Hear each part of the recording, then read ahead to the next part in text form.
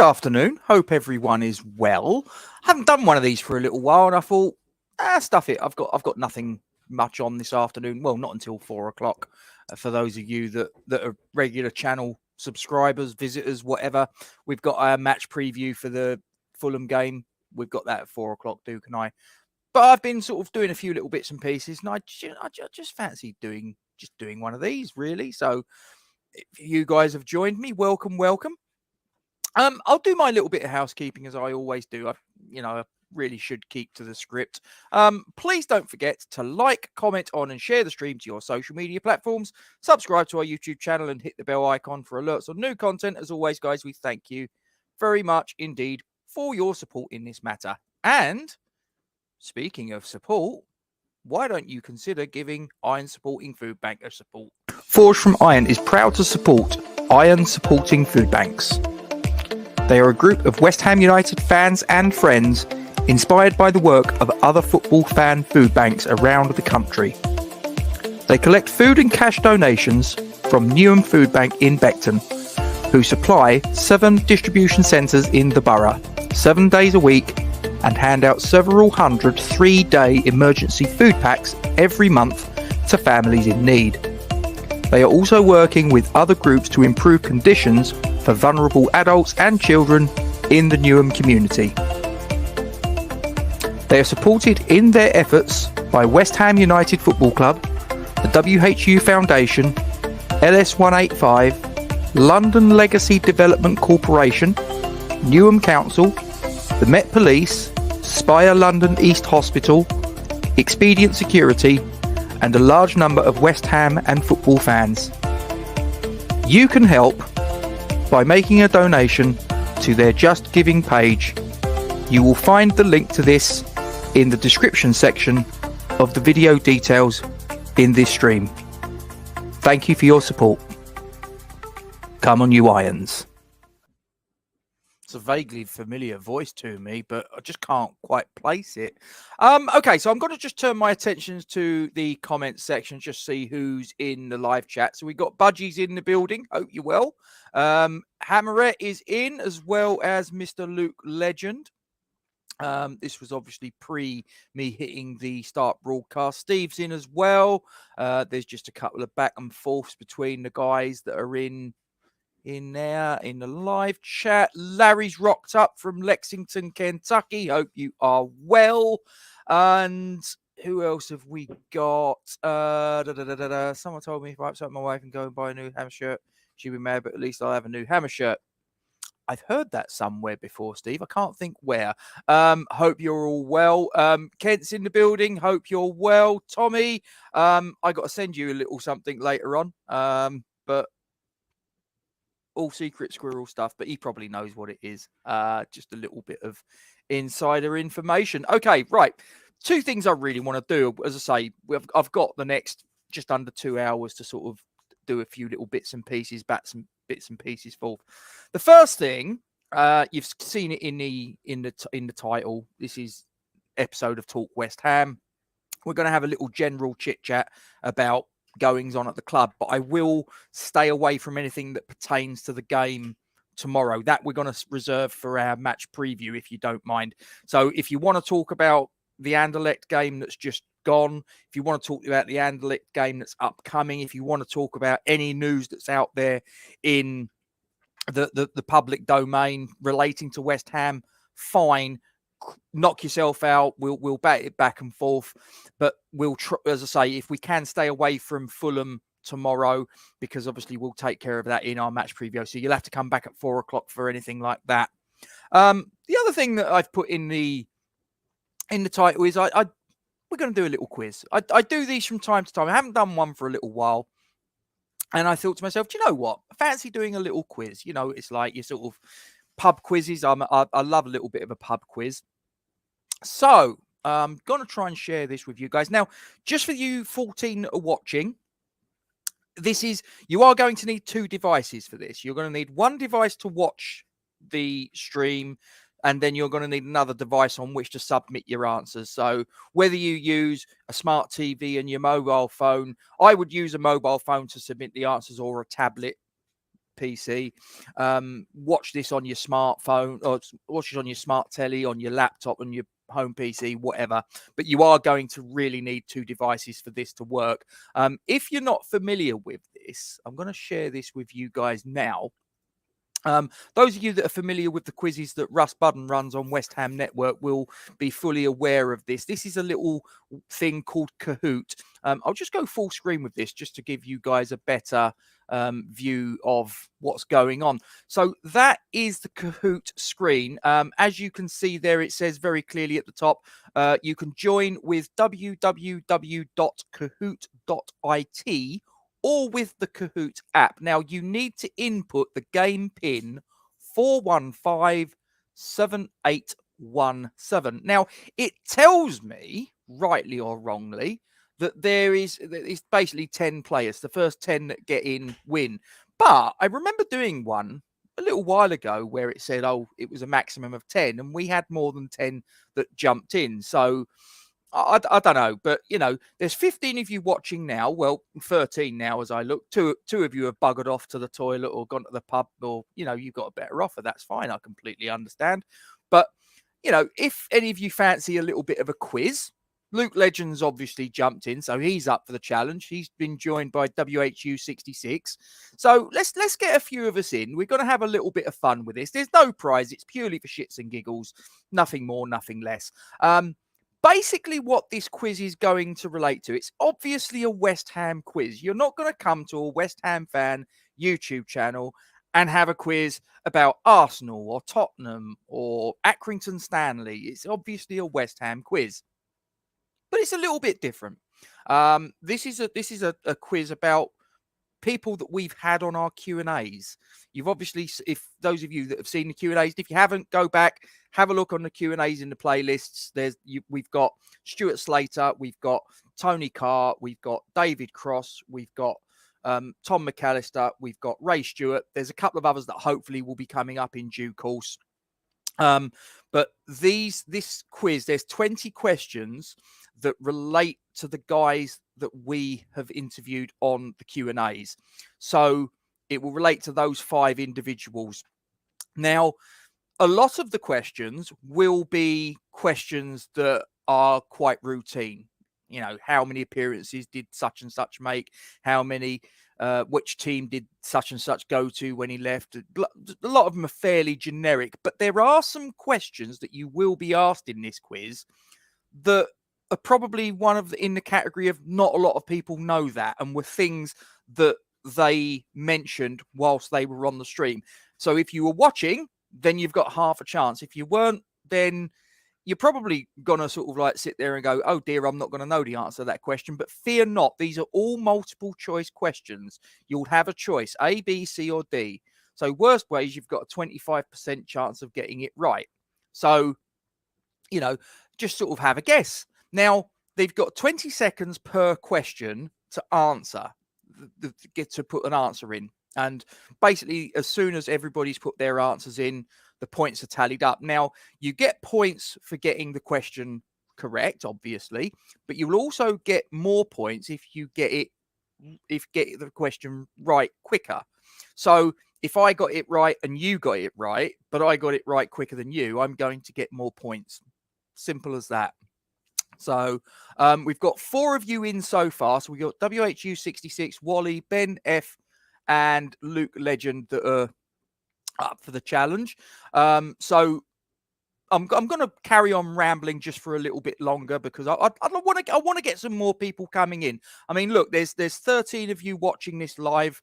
There was 15 a minute ago, so 3 of you have cleared off and made yourself a sandwich or something. That's fine. But we've got 4 of you that are in the quiz. You've all sort of like jumped in. So 8 of you that are watching have not joined in with this. Come on, just get your device. Like I say, you're going to need 2 devices.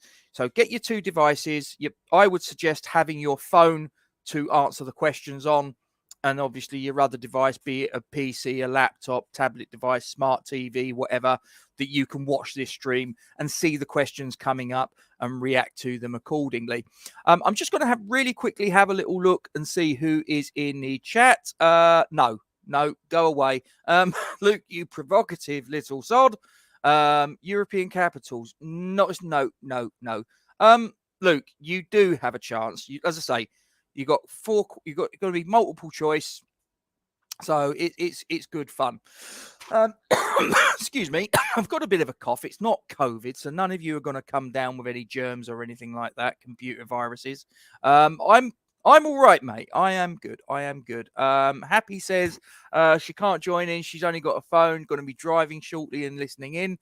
Yeah, it's unfortunate, but there you go. Steve's decided to take up the challenge. Hope you are well. Maybe you can see if you can get your boy involved. Get James involved. Yeah, why not? Make it a family affair. He'll probably beat you, and then you'll have to. I don't know. He'll probably have to come up with some sort of forfeit for you. What do you do? Miss Hammerette obviously says that she's only got her smartphone, so she's probably going to struggle. I have tried it with one device. It's a real struggle because you're sort of like you're watching the stream and then you've got to jump out of YouTube, go into Kahoot, and it just costs you time. It's a pain. It really is. So this is why I say sort of have the two devices side by side. What we got here? Caffeine riddled legend. He's all right. It's all good. So long as it isn't clomiphene, I believe is not steroid, but the substance of choice of certain boxers, isn't it? Who could I mean?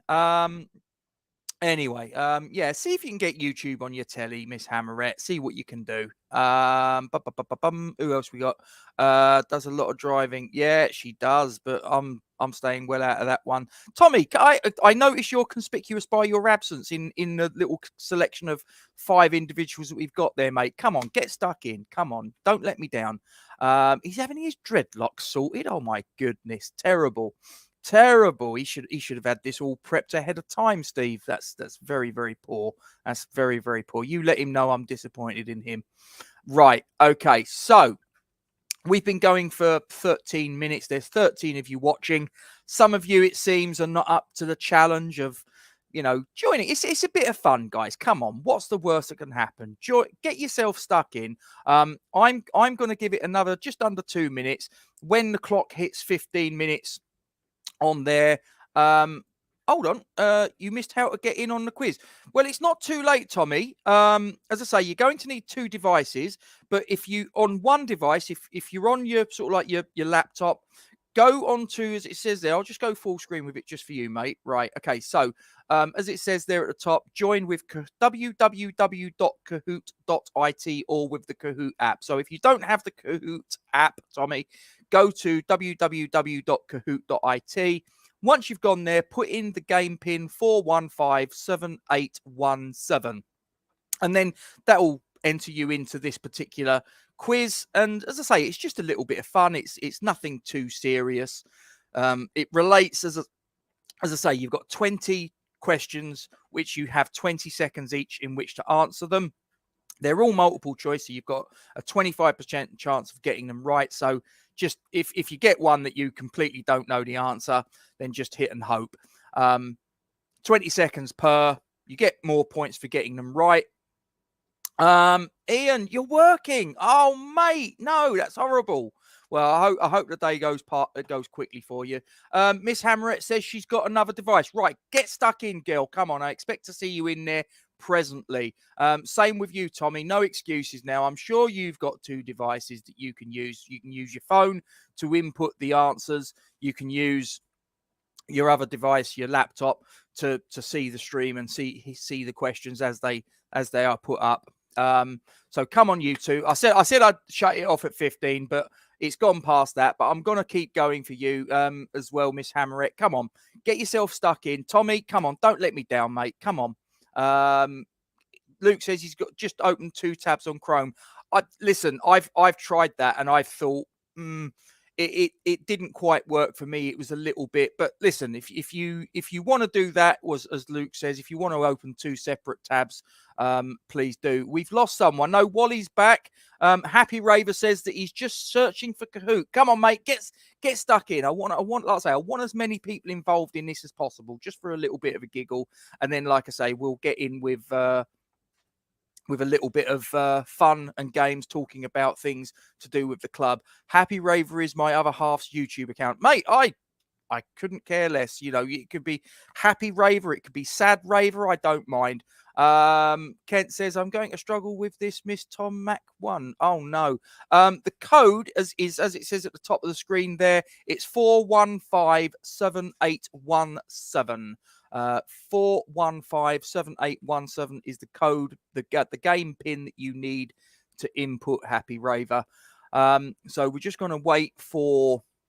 I'll give it another couple of minutes. I know I said I'd shut the door about a minute and a half ago, but I've got several people. Hey, there's Irish Tommy.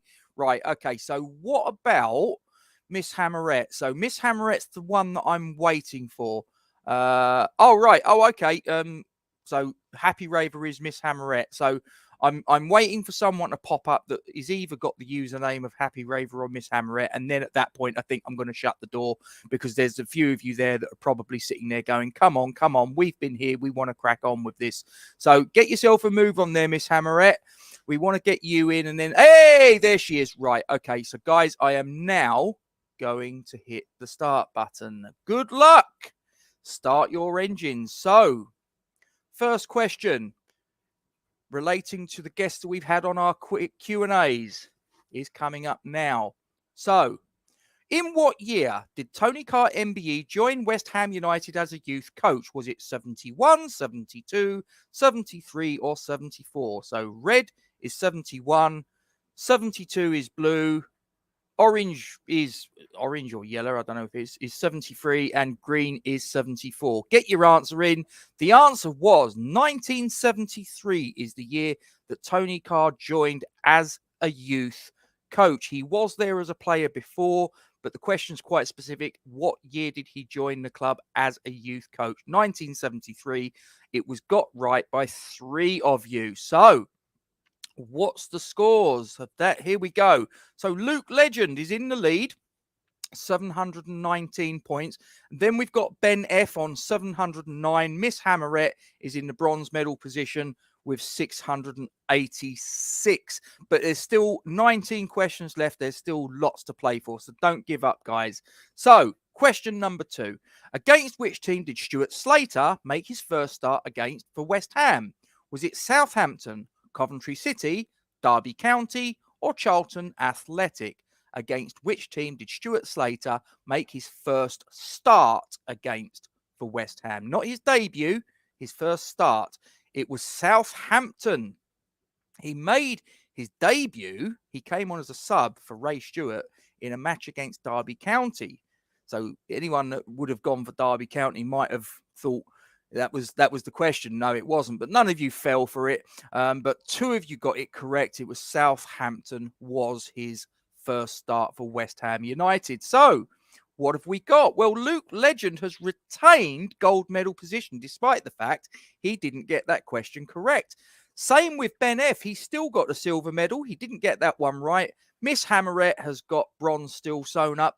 But WHUFC is hot on her heels, as is Steve 50. But like I say, still plenty to play for. Question 3 is, at which club did Tom Mcallister begin his professional football career? Was it Clydebank, Sheffield Wednesday, Dundee United, or Sheffield United?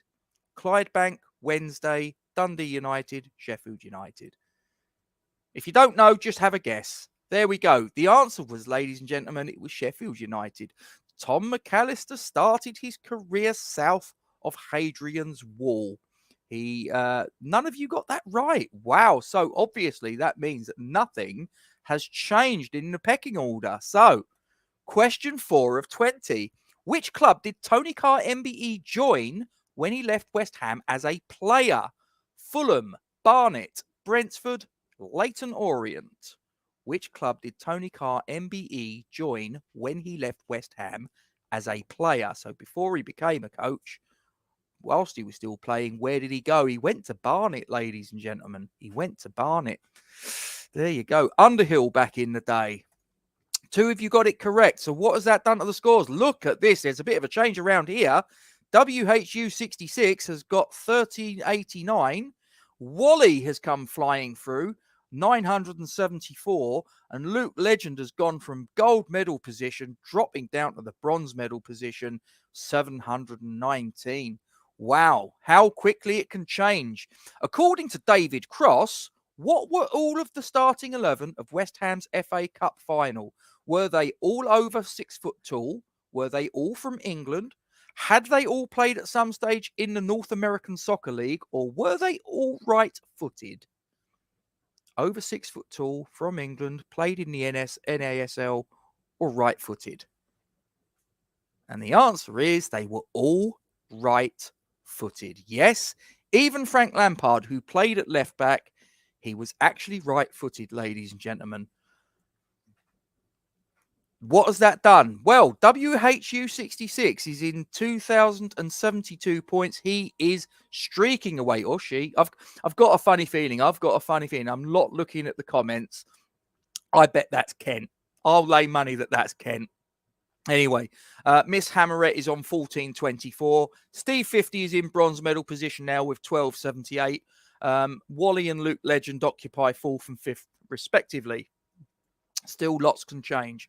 6th of 20. To which club was Tom Mcallister loaned out during 88-89 season? Colchester United, Southend United, Leyton Orient, Clydebank. If you don't know, just have a guess. You've got a 25% chance, one in 4 of getting it right. Just go for it. It's only for fun anyway. So, and the answer was Colchester United. 2 of you got that correct. So, what has that done to the scores? WHU66 still occupies the lead, but despite the fact that they got that question incorrect, Steve 50 has closed the gap. He's on 1790. Miss Hammerette is in bronze with 1424. Ben F has come up with 1360. He is just behind. He's just outside the medal positions with Wally on 974. I'm just going to have a very quick cough. Do excuse me. Excuse me, do apologise, just one of those things. Right, okay, question 7 of 20. How many penalties did Ray Stewart take for West Ham United? And I've just spotted a spelling mistake, and that is really going to bug me, because I hate spelling mistakes. Was it 84, 85, 86, or 87? How many penalties did Ray Stewart take for West Ham? There's a lot, an awful lot. The answer was 86. 2 of you got that correct. WHU66, I'm telling you now, that has got to be Kent. Is in the lead with 2,729. He got that answer correct. Steve 50 is still in silver medal. Bronze medal is still occupied by Miss Hammerette. 4th and 5th is occupied by Ben F and Luke Legend, respectively. Interesting. Question 8 of 20. According to David Cross, which player came round to his house to use his sunbed? Paul Allen, Alvin Martin, Ray Stewart, or Billy Bonds? If you never saw this story come out of David Cross's mouth, you're going to have to go back and watch the Q&A that we did with Crossy. What a funny, funny man. The answer was Ray Stewart. Ray Stewart was the one that came round his house. It was all on a wind-up.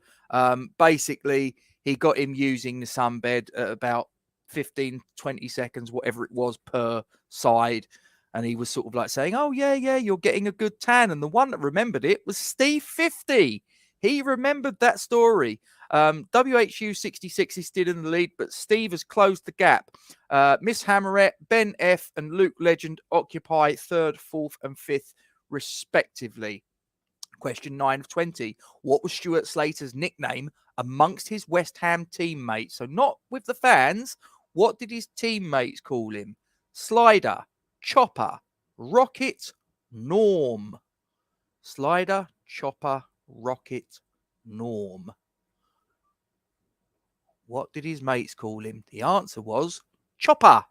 4 of you got that correct. Apparently, it was something to do with he tackled Paul Hilton and he said, what are you doing chopping away at me? And apparently it just stuck.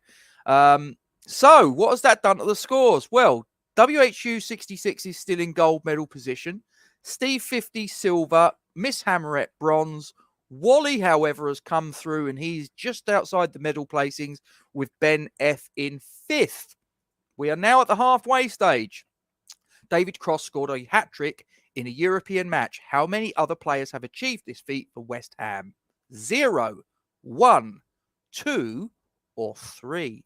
And that picture there is the game in question. It was against Castilla in season 1981-82 when we, 80-81, excuse me, when we played in the Cup Winners' Cup against Castilla behind closed doors. We won the game 5-1. David Cross got a hat-trick, and he is the only player in our history to have ever scored a European hat-trick. 3 of you got that question right.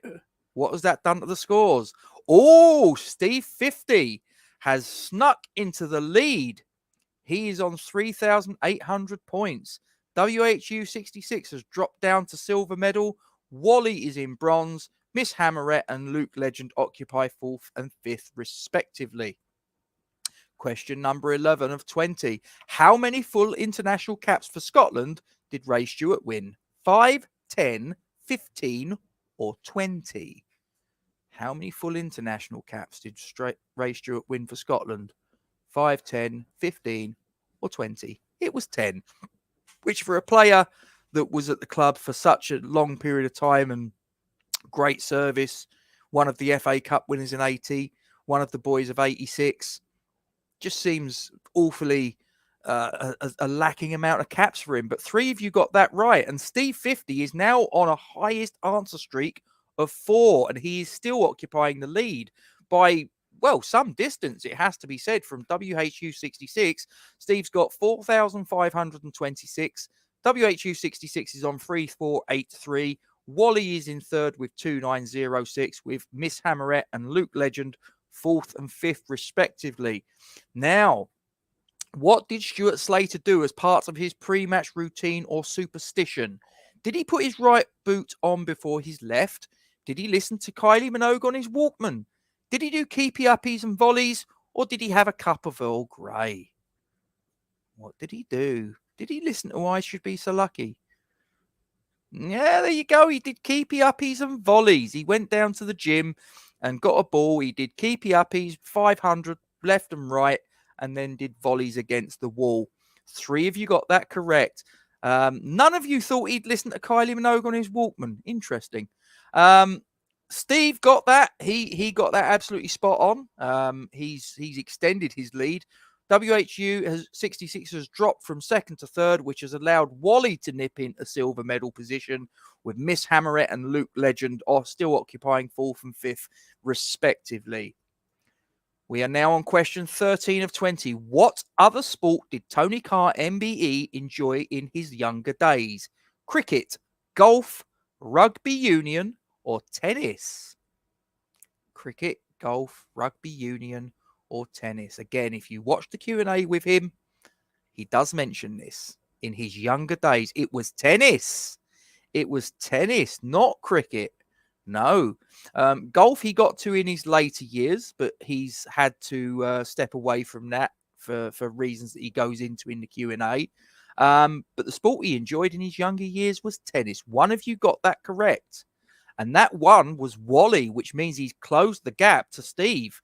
No change positionally from where we were before that question was asked, but Wally has chopped into Steve's lead. So Steve is now looking over his shoulder. Question 14 of 20. How many penalties did Ray Stewart score for West Ham? 75, 76, 77, or 78? Again, a lot is the answer. A lot of penalties. And the answer was 78. One of you got that correct. Who was it? Well, it's none of you lot. Well, again, positionally, nothing has changed. The scores haven't altered. I don't know who that was that's got that right. I don't know if that was Ben F, possibly, but because he's outside the top 5, I can't see. But positionally, nothing has changed. We're on question 15 of 20. What sport does David Cross's daughter Kate play? Cricket, rugby league, football, tennis. What sport does David Cross's daughter Kate play? The answer is cricket. Kate Cross is an England cricketer. 6 of you knew that. So positionally, again, nothing has changed because pretty much all of you got it right. So we move on. Question 16 of 20. Which team was Tom Mcallister signed from in 1981? Bristol Rovers, Bristol City, Swindon Town, or Reading? Which team was Tom Mcallister signed from in 1981? Bristol Rovers, Bristol City, Swindon Town, Reading. The answer was Swindon Town. If you remember, he was on loan at Bristol Rovers. He played against West Ham at the back end of the 80-81 season. He signed off of the back of that, essentially, in a roundabout way, but he was actually a Swindon Town player. As I say, he was on loan at Bristol Rovers from Swindon Town. So, again, positionally, nothing has changed. The scores haven't altered. So let's move on. Question 17 of 20. In 434 matches for West Ham, how many times was Ray Stewart sent off? 0, 1, 2, or 3? 434 matches as a defender. How many times was he sent off in his West Ham career? How many times did he do the walk of shame, early bath? The answer was 2. He was sent off twice, and it happened within the space of a match or two of each other. One was for something he said. I think both of them were something he said, actually. But they came within a very short space of time, and they were the only 2 times he ever saw red for West Ham, which for a right back in 434 matches, that's not bad. Miss Hammerette was on the money with that. She's eaten into the lead that WHUFC has over her, but she still occupies 4th. Positionally, nothing has changed. We've got 3 questions left. Which team did Tom Mcallister support as a child? Again, something he mentions in the Q&A. Hamilton Academicals, Rangers, Celtic, Clydebank. It's obviously a Scottish team, but which one? Is it one of the old firm teams, or is it a slightly more modest team that he gave his support to? The answer was Rangers. The answer was Rangers. He supported Rangers till around about the age of 14 years of age. He was going quite regularly.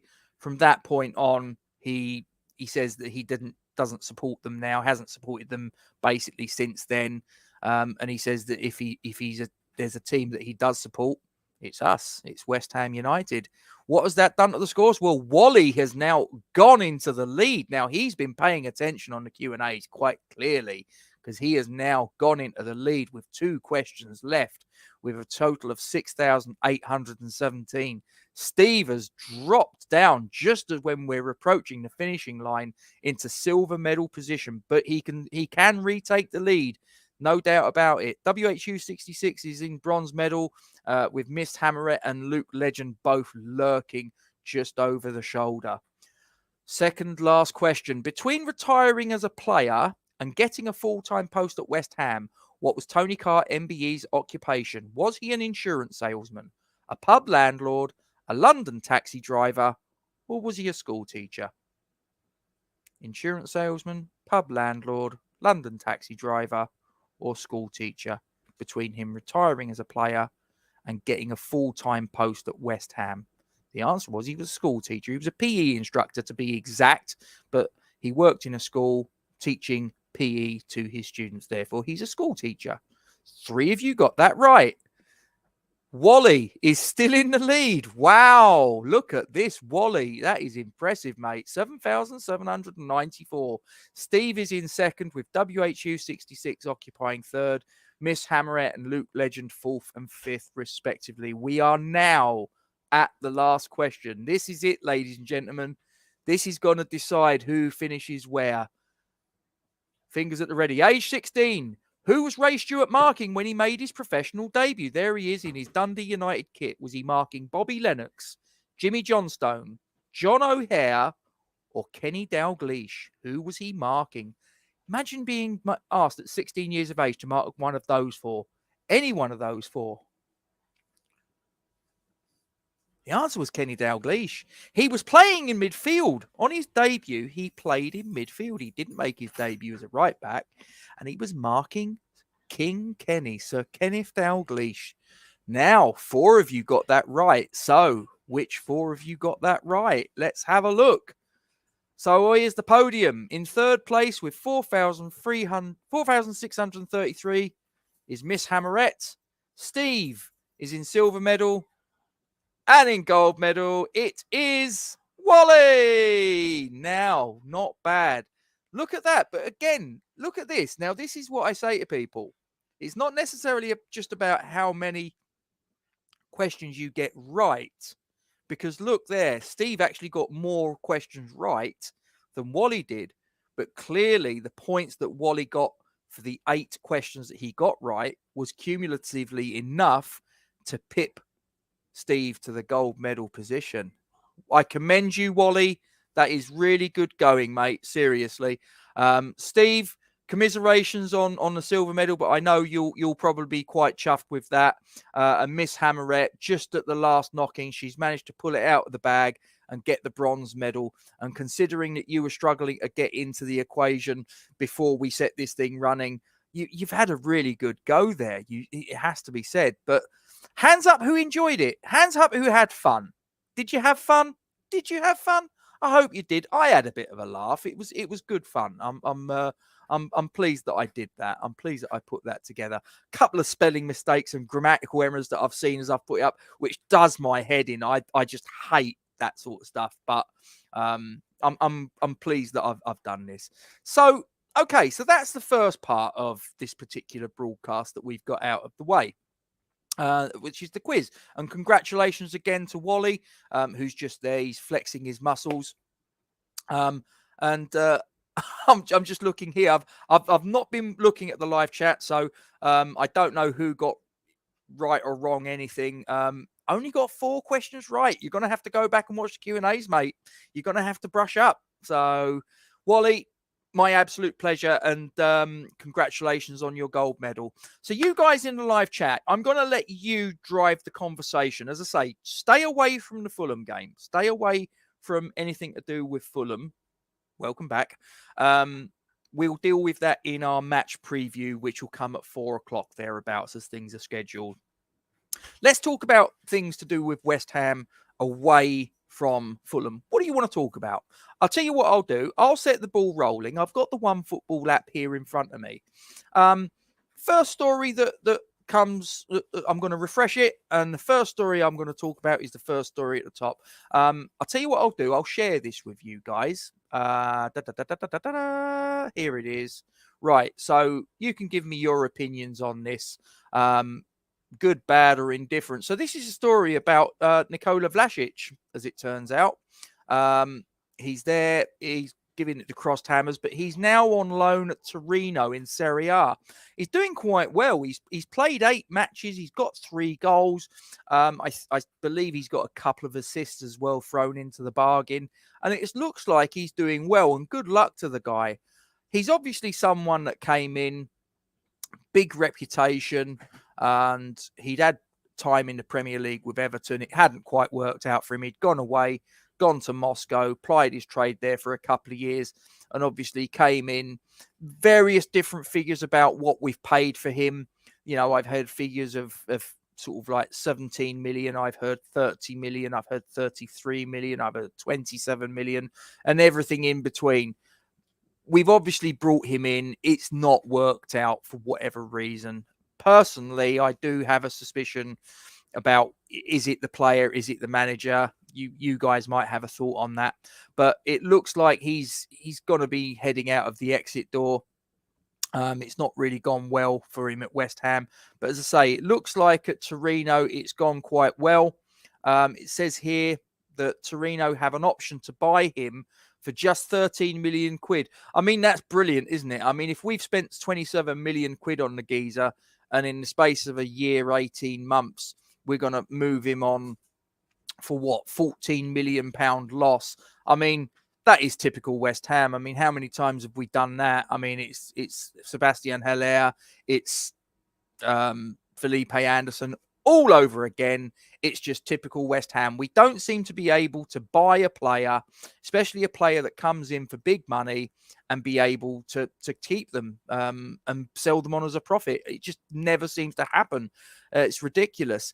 Let's have a little bit of a look here at what you guys think. I'll tell you what, we'll come back to that. We'll come back to that, Steve. You've raised a good point.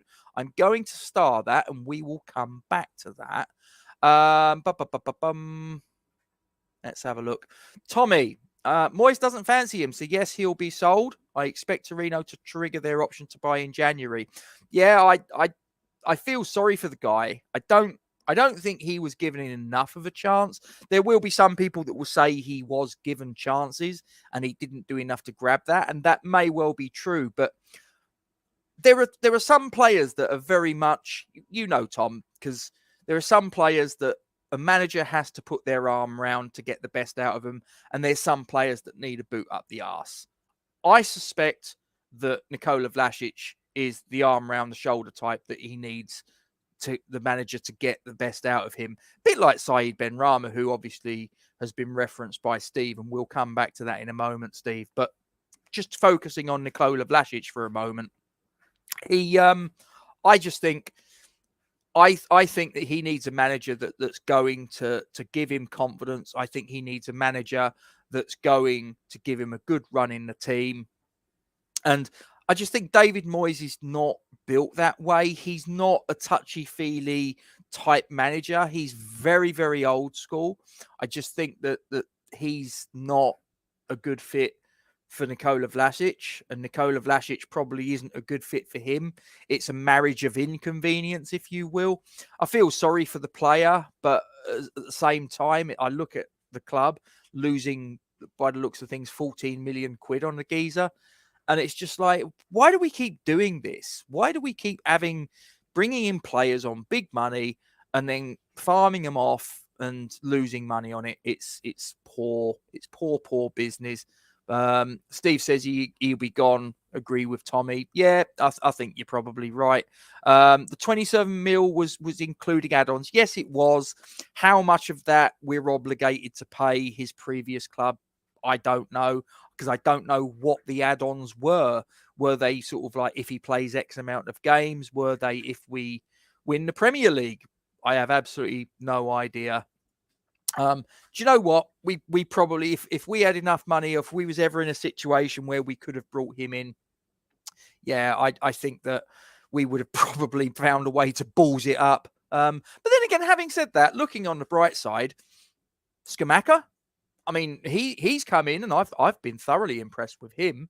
There were three names that I heard that were mentioned by experts in European football as far as strikers were concerned, that they said were three of the rising stars in European football. One was Haaland, one was Darwin Núñez, and one was Gianluca Scamacca. So I think we did well to get him, and it looks like he's starting to really sort of hit the ground running. Just having a little look down here on the chat. Really hope you make it feel better and make it. Yep, get well soon, mate. Thank you very much. Thank you very much. Tommy says, yeah, with Cornet and Paqueta now at the club, there's no way forward for Vlasic or West Ham. I agree. I think that once we signed those two, probably more the signing of Paqueta, I think, is probably just put the block on him getting any real game time. He's behind Cornet in the pecking order. He's behind Scamacca. He's behind Paqueta. He's behind Cornet. He's behind Benrahma. I mean, if you're behind Saeed Benrahma, you know you're in trouble. With all due respect, I tell you what, we'll come back to your just saying about Benny. Let's tackle this one. Has Saeed Benrahma got a future at the club? Asks Steve. Well, has he got a future? I have my doubts. I like Saeed Benrahma. I think that he's a West Ham type of player in that he's a player that will try things. He will have a go. He'll express himself. He'll try and play football, you know. But again, it comes back to the manager. what style does the manager want Saeed Benrahma to adopt? I think that the way that David Moyes is quite regimented. David Moyes is quite set in his ways, rightly or wrongly, he is. And I don't think that a player like Saeed Benrahma really is someone that's going to fit into the David Moyes ethos, if you will, and vice versa. I do kind of blame David Moyes. I mean, I was very, very disappointed with Saeed Benrahma in the game the other night against Anderlecht. I'll be completely honest. I thought he was our worst player, my opinion. Others will sit there and go, no, this player was worse and that player was worse and da-da-da-da-da. Right, it's an opinion. It's my opinion. I'm allowed it. I thought he was our worst player. I like Saeed Benrahma. I'm not by default a Saeed Benrahma basher, but he had a bad game. But I do hold David Moyes responsible. I do. Because earlier this season, he was our best player. He was our best player, and I said it at the time. And he played games where he was the man of the match. I'm not going to call it player of the match because he's a man. Deal with it.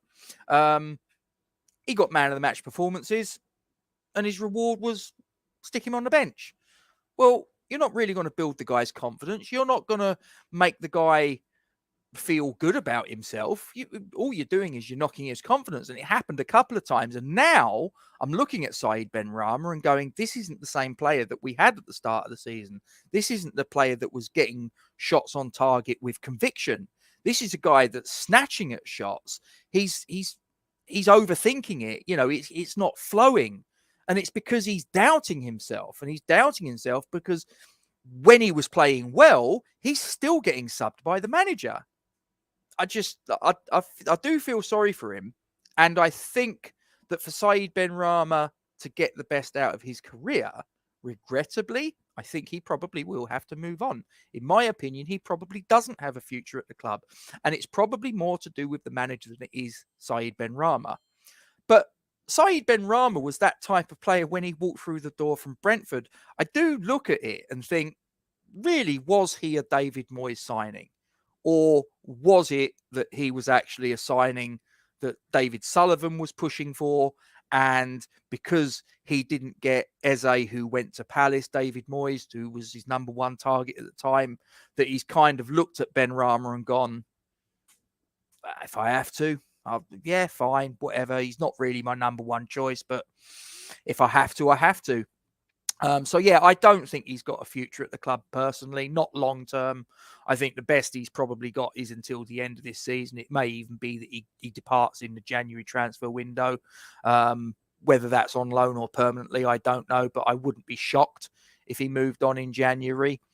And I'm not saying that I want that to be so, but it wouldn't shock me. And probably for his career, for his own sake, he probably needs to move on, because I just think that even when he plays well, he's benched. So there you go. Just having a quick look here. Having a look at your chats. Do we have to pay anything if he comes from the Russian league? Do you know what? I'm not sure, Steve. I mean, there's so many imponderables about that situation. I mean, I heard that there's a chance that because of the situation between Russia and Ukraine is that it may well be that a lot of that money that we potentially might owe CSKA Moscow, well, we can't pay them because there's essentially an embargo, an injunction, whatever you want to call it, against those teams. We can't give them money because of the situation as it is. So it may well be that contractually we're obligated to pay it, but legally we're not allowed to. So I don't quite know how it's going to work. It's all a little bit strange. It depends who you ask about Benny. Do you know what? I'm not so sure, Wally. I'm not so sure anymore. I think that even the Benrahma fans, and as I say, I do count myself as a Benrahma fan, if I'm being honest, all things told. Don't get me wrong. I don't blow smoke up his arse when he's had a bad game. If he's had a bad game, I'll say so. There are some people that will see him have a bad game and make an excuse or say, well, what about this player? And it's like, we're not talking about that player. We're talking about Saeed Benrahma. Let's stay on the subject.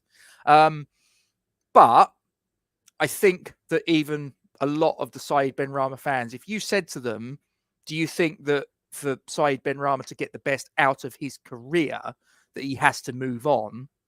I think most Saeed Benrahma fans would even concede that point. I think most of them would say, yeah, he probably does. He probably does. David Moyes is probably the wrong manager for him, and he's probably the wrong player for David Moyes. It's a marriage of inconvenience. Best thing you can do is just go your separate ways and wish each other well. And you'll probably find that Saeed Benrahma will go to another club and he will find a manager, hopefully for him, that can allow him to thrive, that can fit him into a team in a certain fashion, and he can just do his thing. So there you go. Just having a little look here. If we can keep Paqueta and Scamacca in, our central threat will be as fruitful as it's ever been. Fingers crossed, Budgie. Fingers crossed. Yeah, that's exactly where I'm at. That's exactly where I am at, Steve. I think for his own sake. I'm not saying Saeed Benrahma is shit. Saeed Benrahma, get out of my club. That's not what I'm saying. What I'm saying is exactly what you're saying. For his own sake, I think that Saeed Benrahma needs a new challenge. I think he's just lost all confidence in himself. I think he's second guessing. Hope you well, Darren. I think when he gets into an advanced position, he's second guessing himself. He's not too sure. Should I cross? Should I shoot? Should I do this? Should I do that? And that indecision is costing him in game critical intersects. That indecision, that split second of hesitation costs him. Yeah, I agree. His lack of end product. But again, how much of that is due to the fact that, because I saw him in the earlier games, Tom, the early games this season, he was mustard, mate. We played at Nottingham Forest. I was lucky enough to be there. He ran that show, absolutely ran the show as far as we was concerned. But his reward the next game, he was on the bench, and it happened a couple of times. I mean, he came on against Villa. Everybody said he came on in the second half. He turned that game. We got the 3 points. We got our first league win of the season. Following game, he was on the bench again. That's not right. That's not right. And let's put yourself in that player's position. You're coming in. You're playing well. Everybody says you're playing well. The papers are saying you're playing well. The news outlets, the Sky Sports, they're all saying what a great game you had. Your teammates are saying it. Everyone's saying you had a great game. But the manager turns around and says, you're on the bench next game, mate. And at the same time, there were players that at that time, the likes of Thomas Souček, the likes of Jared Bowen, the likes of Vladimir Kufal, were playing poorly, but would start the next game. Now, I don't see that's going to do much for your confidence that when you take to the pitch that your game is going to flow. You're not going to puff your chest out. You're not going to give the best of yourself. You're going to go out there and you're going to have that thought in your mind that actually I've played really well and I've still been on the bench behind players that I know are playing an inferior game to me. The manager clearly doesn't fancy me. And you're going to make... You're going to be second guessing yourself. You're going to be, and are you going to give the best of yourself? I don't think you are. As I say, there is a part that Saeed Benrahma has to take responsibility for. I'm not absolving him of all blame. Don't get me wrong. He has a part to play in this, but I do think that Moyes has kind of caused this situation by not saying to him, and like I say, I know, listen, look, we're all made the way we are, and David Moyes, I just think, is one of those managers that's not routinely going to put his arm around a player and go, Benny, you had an absolutely brilliant game there, mate. You absolutely bossed it. You was on fire. Absolutely brilliant, mate. You are the first name on the team sheet next week. I want some more of that from you. Just keep going, mate. Can you honestly see that David Moyes would have done that with Saeed Benrahma after he had the good game away at Forest, after he came on as a sub away at Aston Villa and changed that game? No way. No way. But that's what he needed to do. He needed to get in the ear of Benrahma and boost his confidence and really sort of massage his ego. Some players need that. And I really think that Saeed Benrahma is one of those players. I think that he needs to have someone giving him the sort of like the big up treatment, giving him a bit of love. Anyway, that's me. Let's just have a look here. As I say, any points you want to make, guys, any discussion topics you want to put in, please put it on the live chat and we'll get stuck into it. Darren says Bowen came from the Championship, as did Benny, but we all have an understanding Moyes has his favourites. Yes, he does. And as I say, put yourself in his shoes. You're not stupid. You know when you've played well as a professional footballer. You know when you've played well. And you're also got to know when your teammates haven't. So he's going to have looked at Bowen, Souček, Kufal, as we all did. And he would have seen what we seen. He's not playing well. And then the following week comes round. Well, he's fucking playing. And I'm sat here getting splinters on my ass. What's that all about? Benny ruined himself. Geezer blows more hot and cold. Look, like I say, I'm not for 1 minute, Stuart, am I saying that Benny is absolved of all responsibility. He's not. I agree with you. He hasn't, in certain situations, helped himself. But I do think, fundamentally, a manager's job is to manage. Man management. That was one of the things that everybody says that worked under John Lyall.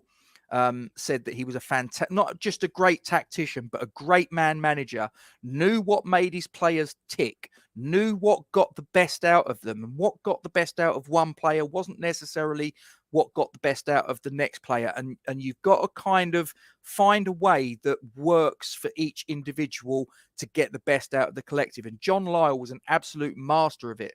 Now, David Moyes, you could turn around and say, in terms of what he's done for West Ham, I can't argue. You know, he saved us from relegation twice. Brilliant.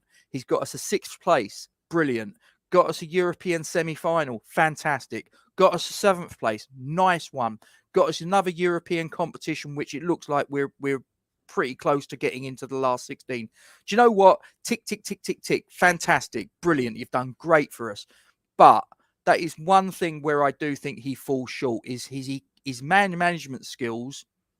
I'm sorry, I don't think that he's very good at the man management side of things. I mean, let's just take a step back from Saeed Benrahma when I try and sort of illustrate that point. Flynn Downs, another player that I look at and I go, man of the match against FCSB, dropped. Man of the match against Anderlecht. I bet you any money he doesn't start the game tomorrow. If he does, I'd be absolutely amazed. But these are the sort of players that he should be, mate. You're in the starting lineup next week. You played brilliantly. You was fantastic. Keep that going. Keep playing like that. There'll be international recognition. You'll be getting, do you know what I mean? Really sort of boost their confidence. I do think that Moyes kind of does the opposite. What we got here from Miss Hammerette? He seems to always play off-form players into form when there's other players who either get benched or not even chosen, whose smash performances make no sense. Yeah, that's kind of where I'm at. A lot of it I just don't understand. You know, he's played Souček again and again and again and again, and everybody's sitting there and saying he's not playing well. And some of it might be down to fatigue. Some of it might be just that players have kind of got wise to what he's doing and have got some sort of counter strategy to deal with it. I don't know what the reason was, but he's just played and played and played and played. And as I say, players like Saeed Benrahma, players like Flynn Downs will look at that and go, he hasn't played well and he's starting this week and I've played well and I'm sitting here on the bench. How does that make sense? That's, like I say, he's done great in terms of his achievements on the pitch, David Moyes. I'm not bashing David Moyes. Trust me. I'm not saying David Moyes out. No. But do I think that he's a good man manager? Do I think he's a people person?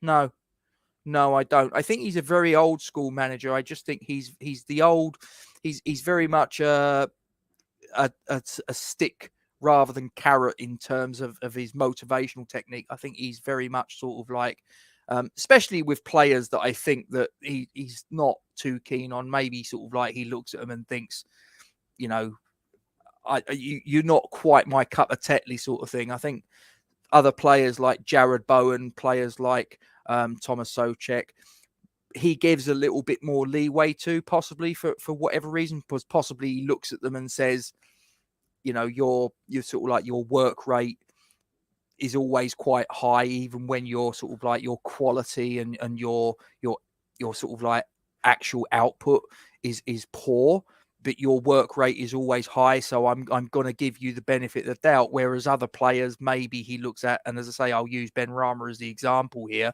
is that he'll look at them and go, your work rate is very streaky. You know, it's up here, it's down there, it's up here, it's down there. And I want someone with a bit more consistency. So I'm going to put you on the bench. Like I say, I'm not saying I agree with it. I'm not saying it's right. But there you go. That's how it seems to me. Dalchek,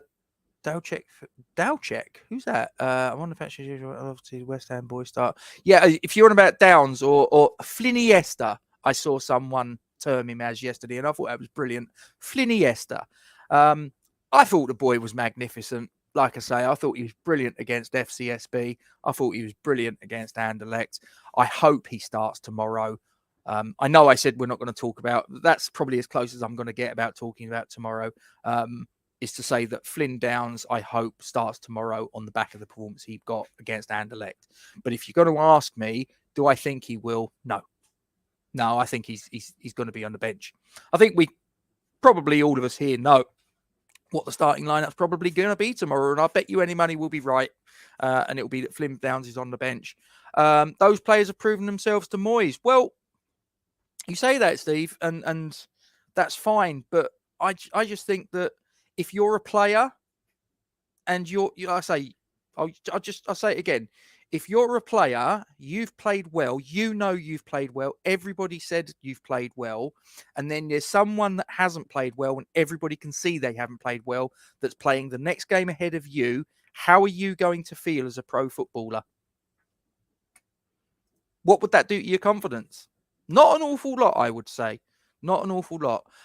Sadly, I know it can't be easy, but I'd like to think if I was a player and not played well, I'd take a step back, but maybe the likes of Bowen, Souček and Kufal don't get the chance to speak up. I don't believe that for a moment.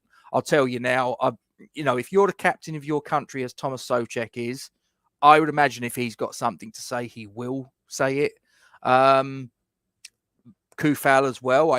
He just comes across as someone that I don't think any of them three wouldn't get the chance, or even if they didn't get the chance, they'd make the chance. They'd make the opportunity to say, Gaffer, something ain't right here. Do you know what I mean? I don't know. Hope he starts Thursday. Want to see him play. Look, I think that he's earned his chance. I'm very much of the opinion that if someone comes in and makes that sort of impression, then I would play him. And I know it's Conference League, Premier League, and all the rest of it, but I just think to myself, why not? You know, he's what we the fans ideally want to see. In an ideal world, we would like to see players with a vested interest in the club representing the club. West Ham fan, Flynn Downs. We had it for many years with Mark Noble, had it for many years with Tony Cottee. Don't get me wrong. I'm not saying that you've got to have only a team of West Ham fans taking to the pitch. Obviously not. But you have to have that sort of strand of someone in the team that is, in my opinion, that can relate to what we want out of the guys on the pitch. I don't think that the players that you get in from overseas can relate to that because they didn't grow up idolizing Tony Cottee. They didn't grow up sort of like wishing to emulate the antics of and accomplishments of Ray Stewart because they grew up in the Czech Republic. It's not a criticism, it's a fact. That's just my opinion on it anyway. Maybe they're just privileged then, very possibly. I think Downs will ultimately be Rice's replacement. I think that is probably the case. I think that probably is the case. time will tell. I mean, I've said it for a couple of seasons now. I think that Declan Rice will be gone in the summer of 2023, and I've probably been saying that for the last 2-3 years. I don't think it's revelatory. Do I think that there's any chance of him staying? Well, it's remote, but I think any chance we had of keeping Declan Rice pretty much all hinged on us finishing this season in the top 4 in a Champions League spot. That would have been the only way that, in my opinion, Declan Rice stays beyond summer 2023. Now, I could be proved wrong. It could be that maybe we do finish in the top 4. Don't think we will. Don't think we will. Never did, to be honest with you. It may well be that Declan Rice sort of signs that new contract, but I mean, he's been offered it 3-4 times, and each time he's gone no thanks. So you just sort of sit there and think, look, it's probably all pointing to the fact that he wants to go when the time is right, and so long as he does it right, I've got no problem with that. So long as we get a fair price, I've got no problem with that.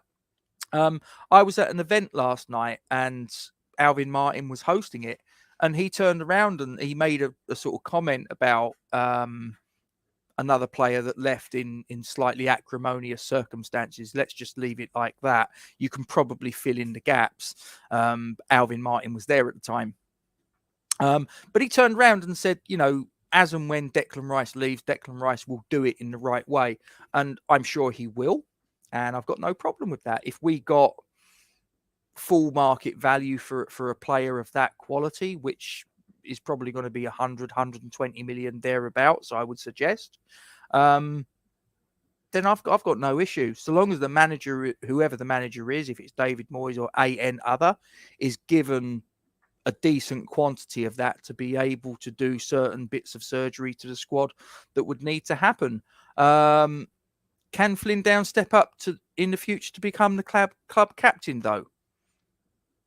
Why not? Why not? I see a bit of Mark. To be honest, I see a bit of Mark Noble in the guy. I really do. Not just in the fact that he is a West Ham fan. That is part of it. But I just think stylistically, he's a very similar type of player in what I've seen of him in the 2 appearances I've seen of him in Claret and Blue. I'd look at him and I do see a very big similarity with Mark Noble. Why not? It's it's a possibility. Dec has to be careful. Look at Grealish. Grass isn't always greener. I think that the thing that Declan Rice has got in his favour, though, ahead of Jack Grealish, I think that Declan Rice's work ethic is better than Jack Grealish's. Jack Grealish, when he was at Villa, he was very much a playboy. Sort of like there was that thing of him smashing up his Land Rover, and he gets out and he's in his slippers and his dressing gown and he's half cut, whatever. You don't really see that of Dec. I think that Declan Rice is a lot more down to earth, a lot more. He's a less of a playboy. Do you know what I mean? Than Jack Grealish. I think that Declan Rice has the mentality wherever he will go, he will succeed. He will succeed. Look after yourself, Darren. Hope you are well. Anyway, right. So, guys, if you haven't got anything more you want to jump into the live chat, I'll give you another minute or two. If there's any discussion topics you want to get off of your chest, do it now. I'm probably, if you don't, then I'm going to disappear. Hang on, here we go. Tommy, far too early to speculate Downs being the future captain. He's only just made 2 appearances. Don't even know if he's captaincy material yet. No, I know. I mean, I'm basing it on those 2 appearances. Would I say about him? Does he have it in him to be a captain? Well, yeah, it's too early to say, but I wouldn't say that he doesn't. And to be honest with you, I'd actually quite like that. I think that to have, like I say, I look at Mark Noble, and everyone that came through the door when Mark Noble was the captain, Mark Noble would make them aware of what it means to be a West Ham player, what the fans want, because Mark Noble fundamentally was a fan, so he knew what the fans want because he was a fan. Now, I like the idea of a West Ham fan, and he is one, Flynn Downs, being that taking on that particular role. Is he captaincy material? Possibly, possibly not. Who knows? I'd like to see it though. If I had my way, I'd if I could rewrite the future, I'd like to see someone like Flynn Downes, being the leader of the club and sort of like when the new players come through the door, that they have the explanation of this is what this club is all about. I'm yet to be convinced Deck will be successful at another club. I think he will be successful wherever he goes, mate. I seriously do. I think he is that good. I think I agree with what Duke says when he turns around and says he could step into any club in that position and at least hold his own and possibly improve it. Tommy asked the question, should Areola be our number one keeper now? Now, that's a difficult one because great save he made against Anderlecht. Absolutely brilliant save. Very, very reminiscent of the save he made against Sevilla. But Fabianski hasn't put a foot wrong yet. Not really. I know you could turn around and say, oh, but his distribution, In terms of him keeping the ball out of the back of the net, Fabianski hasn't done enough wrong over a long enough time frame, in my opinion, to have his position come under scrutiny. The difficulty with obviously being a goalkeeper is that it's such a specialized position. It's not like, if you play at right back, but you could possibly fill in at centre back, or you could fill in defensive mid, or, outfielders can be moved around. Goalkeeper's a goalkeeper. That's it. So unless Fabianski has a drastic drop in form or gets injured, I think that Areola's going to have to wait. Should he be our number one?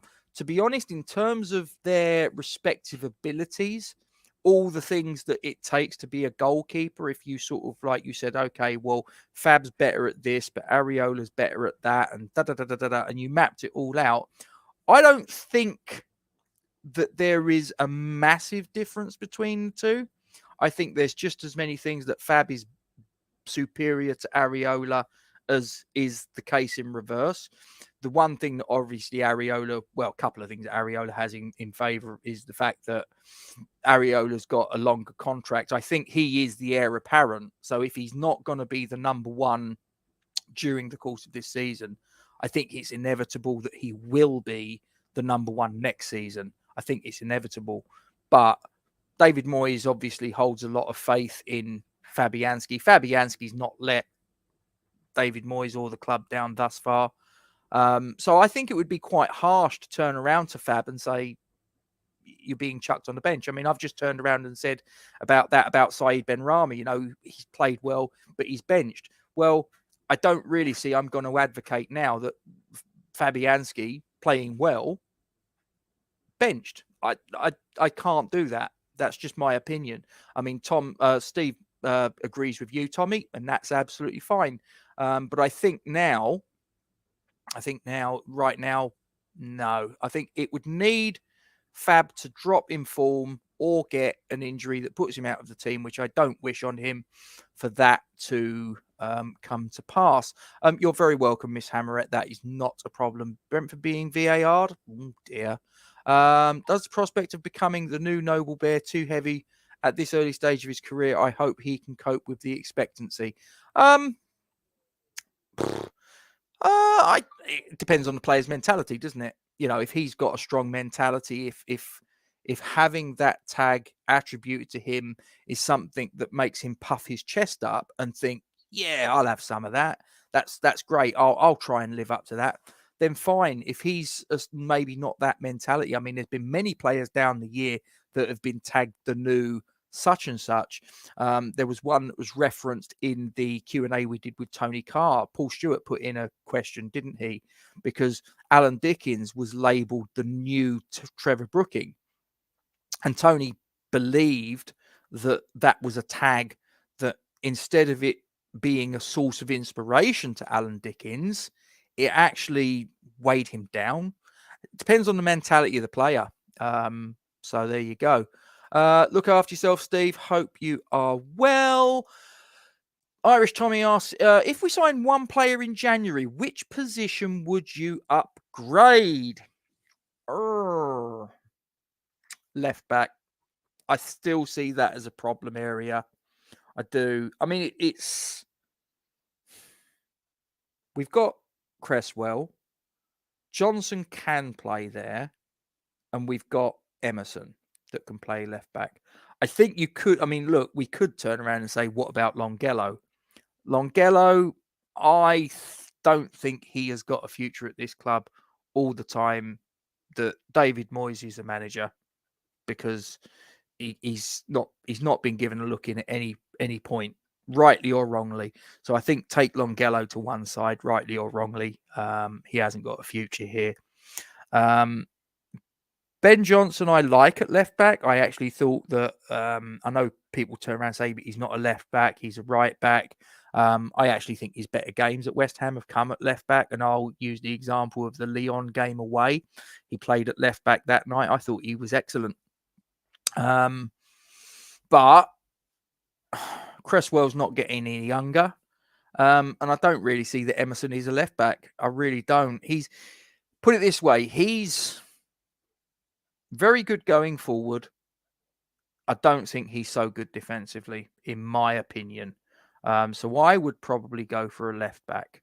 As I say, right back, you could possibly say is also an issue, but I think that we've got more bodies and more quality to choose at right back, because Johnson can play at right back as well.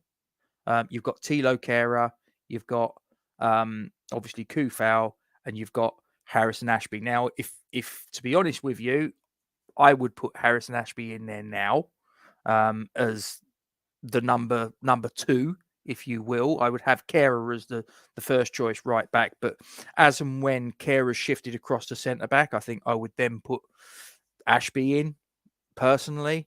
But again, I do look and think, well, Moyes, for whatever reason, clearly hasn't utilised him that much thus far. He's had him in for odd little bits and pieces, but he's had plenty of opportunities where he could have utilised him quite readily and hasn't. So I really don't think that Ashby's got a future here, and I don't like that. I think that Ashby's a cracking player. He's a player that I would be putting in and having as my long-term right back. But no, I would go. I'm going to go left back, mate. Be interested to know what you think. Do you think we can get £100 million for the naming rights over 5 years as suggested? No. I don't think we're going to get £100 million for the naming rights. I'd be shocked. That's an awful lot of money. I mean, I don't know. I mean, what is the going rate for, Olympic stadiums getting a naming rights contract? I don't know, but that seems an awful lot of money. But then again, it seems an awful lot of money to me. I fix domestic appliances for a living. Do you know what I mean? It's like, let's keep asking Gatesy questions all night. Yeah, thanks for that, Tommy. Thanks for that. No, because I'm definitely going to bugger off in about 7 minutes, because then I'll have half hour until Duke will pop up and we can do the match preview. What else we got? Another striker. Well, let's have a look. We got Scamacca, we got Antonio. Bowen can play there. Benrahma potentially could. Cornet potentially could. They're not strikers, but they could play as a false 9. I hate that term. False 9. Why is it they call it a false 9, right? Here's the thing I don't get. You put a midfielder playing as the forward and you call it a false 9, right? Well, when you play a centre back as a right back, you don't call them false 2, do you? Or you play a defensive mid as a left back, you don't call them a false 3. What's all that false 9 bollocks? Seriously, I don't get it. It's just terminology for terminology's sake. They play in the number 10 position. Was a playmaker in old money. Yeah, whatever. Each to their own. Right. Okay. So what else have we got? Mr. Singleton comes back in. He says, do you think we need more players for next season with possibly Dawson and Lanzini leaving, aging players like Ogbonna, Cresswell, Antonio? Yes, I do. But I'd be very interested to know what the potential implications are for our expenditure in the summer, because obviously there was this thing about we'd spent 180 million quid and that there was some sort of whispers about we're on some sort of watch list about the spending and all the rest of it, you know, the financial fair play and all that. So I do wonder how much of that 180 million quid was possibly even next year's budget that they've got brought forwards. So it may well be that the expenditure next season, next summer, maybe isn't what it might have been, what it was summer just gone. I can't see that we're going to go 180 million quid again. It really I just can't see that happening. So it may well be that, do we need more players? Yes. Are we going to replace them like for like? Probably not. But that's where for me the academy comes in. I mean, I don't know if you guys have been keeping an eye on it, but our younger age teams are doing actually quite well. I think the under 18s are actually top. And I sort of sit there and I go, well, rather than us going out and buying a sort of like a centre back from PSG, and don't get me wrong, Thilo Kehrer has done brilliantly. But I'm just sort of thinking that, you know, if you want to sort of, if next summer we've got to watch the pennies, that maybe why don't we start sort of bringing through some of our younger players?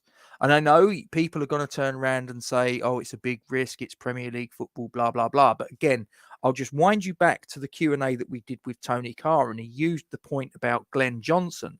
And Glenn Johnson had gone out to Millwall. He didn't exactly look $1 million there. He was so-so. He was okay.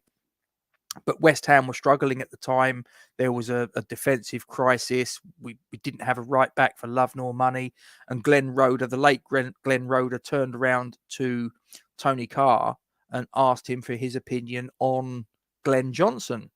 And Tony Carr just turned around and said, until you put him in, you don't know whether he's going to sink or swim.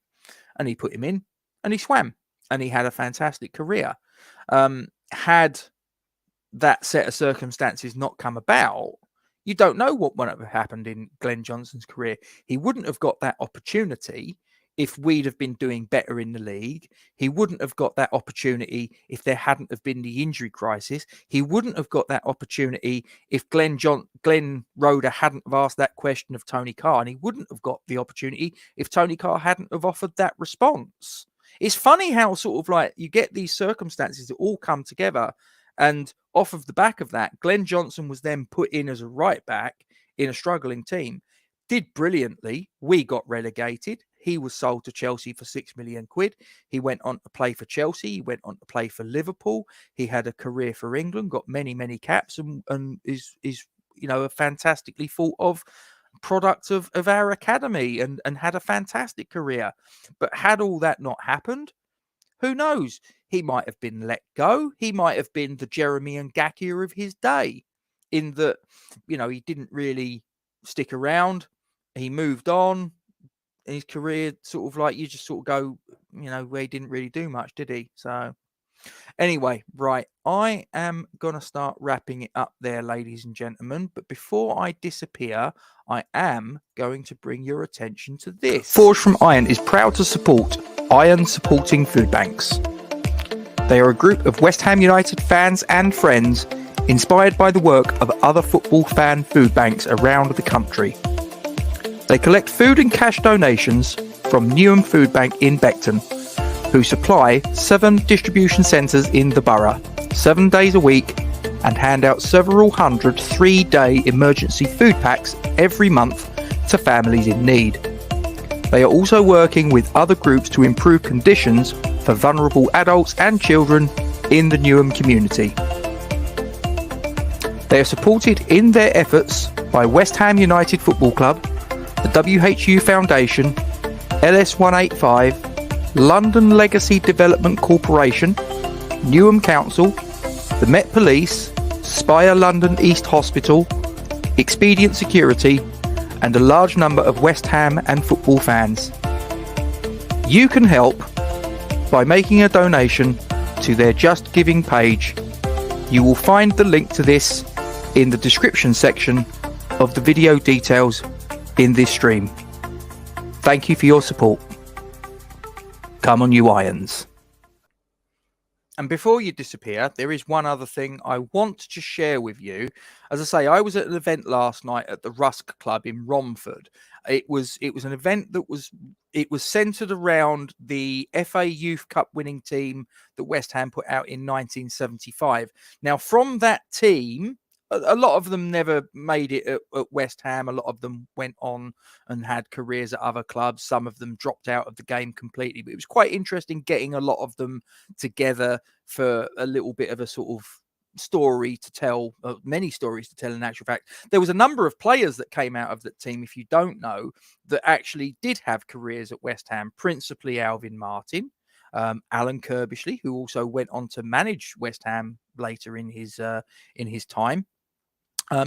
Paul Brush, FA Cup winner. He was on the substitutes bench, never got on the pitch, but he got a medal. Jeff Pike, who did. So there was a couple of lads there that wore the claret and blue. They've actually got another event. This was organised by E13 Events. Ian, who does, I'll tell you what, the events are really good nights out. If any of you guys are not doing anything on Friday, the 4th of November, and if you are around or can get to Romford Rusk Club, for around about 7:30 it normally starts. They've got a Strikers night. As you'll notice, it's Strikers Part 1, which kind of suggests that there is a Strikers Part 2, which I think is, from memory, I think he's doing that next year.